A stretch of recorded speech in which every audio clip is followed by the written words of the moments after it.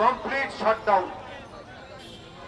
এই complete shutdown যখন ঘোষণা দিল, আমি নিজে প্রেস ব্রিফিং করে পুলিশের হাত থেকে গ্রেপ্তার এড়িয়ে কোনো এক বাসা থেকে সেটার প্রতি সমর্থন জানালাম জনাব তারেক রহমানের নির্দেশ। এর আগেও তাদের যত কর্মসূচি, সেই কর্মসূচিতে আমরা সমর্থন জানালাম এবং আমাদের দলের নেতাকর্মীদের বললাম যে যারা এই আন্দোলনে থাকবে তারা হচ্ছে আমাদের এই সংগ্রামের এক একজন বীর হিসাবে তারা পরিগণিত হবে। তাহলে ছাত্র দলের 142 জন ছাত্র দলের নেতা মারা গেল।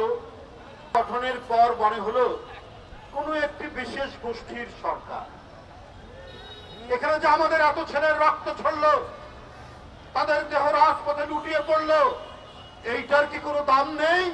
আরে আমরা তো গণতন্ত্র হচ্ছে আধুনিক রাষ্ট্র ব্যবস্থা গঠনের পথে এটা একটা যাত্রা। সেখানে প্রত্যেকেরই যাতে আত্মনিয়ন্ত্রণের অধিকার, প্রত্যেকের অধিকার থাকবে, আর নারী পুরুষ সমানভাবে তারা অধিকার ভোগ করবে। বান্ডেল থাকলে প্রতি সেনমানিতে টাকা বাঁচবে।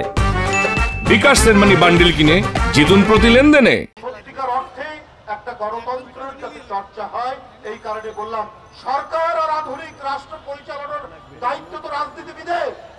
তাহলে সেই রাজনীতিবিদরা আজকে বঞ্চিত করো কেন? আজকে নির্বাচন পিছানোর কথা বলা হয় কেন? বলা হয় কেন? ফেসবুকে লেখা হয় যে 5 বছর পর পর্যন্ত এই সরকার থাকুক। এগুলো কি উদ্দেশ্য পড়ে যেত তাহলে মনে হয়? আমরা বলেছি ভাই যে 16-17 বছর এদেশের ভোটাররা ভোট দিতে পারেনি, এদেশের জনগণ ভোট কেন্দ্রে যেতে পারেনি, ভোট কেন্দ্র ছিল শূন্য, সেখানে 4 পায়া জম্বুর বিচরণ। ওই ভোট কেন্দ্র তো আমরা দেশের জনগণ চাইনি, এর জন্য 71 হয়নি, এর জন্য 90 হয়নি, এর জন্য 7ই নভেম্বর হয়নি।